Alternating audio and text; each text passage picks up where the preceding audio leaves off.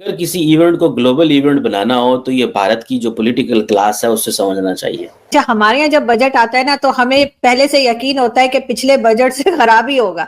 जिन कौमों के बड़े अपने मुल्कों से सिंसियर हो, मुखलिस हो, वो कौमें तरक्की करती हैं। कितना भी जवाल हो, उनका जवाल खत्म हो जाता है, उनकी तरक्की और खुशहाली यकीनी होती है। तो इंडिया के इस बजट 2024 में मिलियंस जॉब्स क्रिएट की गई हैं और $24 बिलियन का पैकेज इसके लिए रखा गया है। प्राइम मिनिस्टर नरेंद्र मोदी की एक पॉलिसी थी नेबर फर्स्ट। ठीक है, अगर आप अपने नेबर को फर्स्ट रखते हो, अपने नेबर को अहमियत देते हो, ना कि अमेरिका के साथ आप मिलके अपने अड्डे दे दो। यार 400 करोड़ मालदीव्स के लिए रखा हुआ है बजट में। 400 करोड़, 400 करोड़ भाई। बांग्लादेश के लिए 80 करोड़, भूटान के लिए 332 करोड़, म्यांमार के लिए 150 करोड़।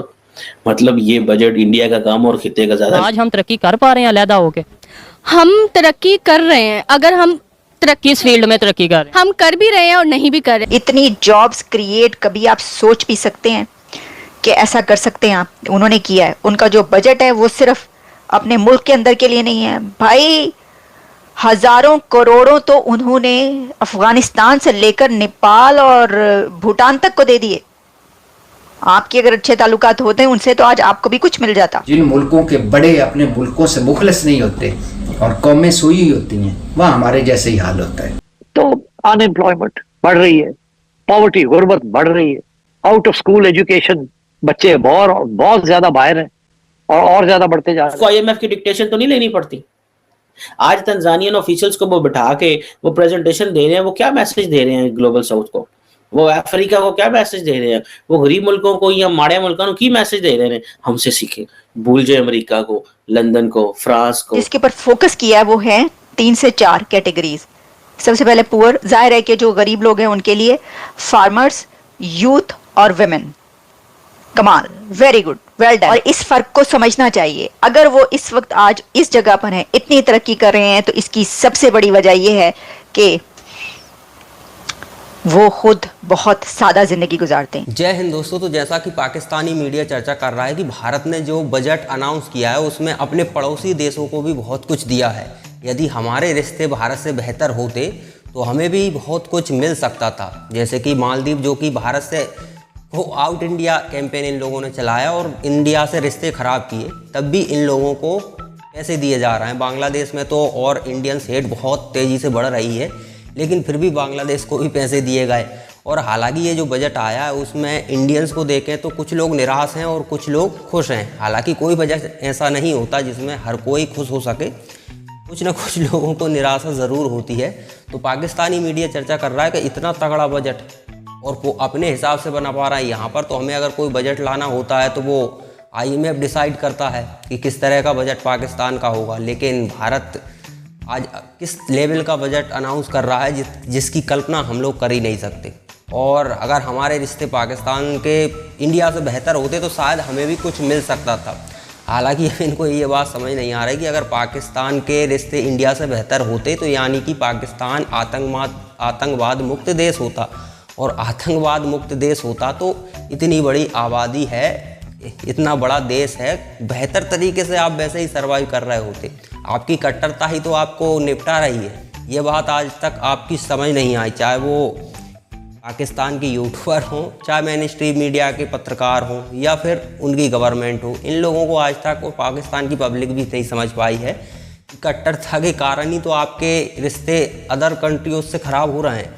आप देखिए ना, इजराइल से आपका कोई लेना देना है, लेकिन नहीं, इजराइल हज़ारों किलोमीटर दूर है आपसे, लेकिन आपको फिर भी उसे कंट्री ही नहीं मानते। वहाँ के जो प्रधानमंत्री हैं उनको आपने आतंकी घोषित कर दिया है। ये भी हास्यास्पद सवाल है कि पाकिस्तान किसी भी दूसरे देश के राष्ट्राध्यक्ष को कह सकते हैं कि आतंकवादी घोषित कर रहा हो, जबकि पूरा मुल्क ही जो आतंकवाद को, मतलब आतंकवाद जहाँ से पैदा होता हो वो कंट्री इस तरह का काम करे तो हास्यास्पद ही है।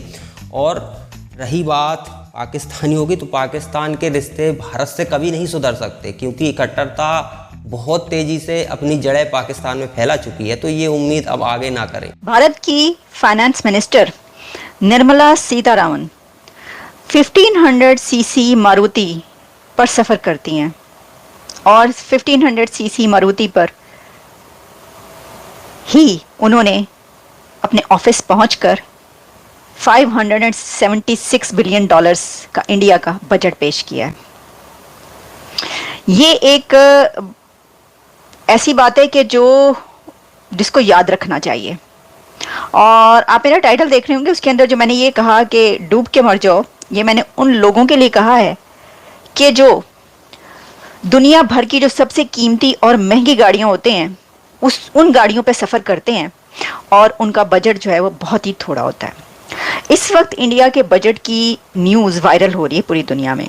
मेरे सामने दुनिया भर का मीडिया इस वक्त ओपन है। फ्रांस न्यूज़ से लेकर फ्रांस 24 से लेकर रॉयटर्स तक हर जगह पर खबर ये चल रही है।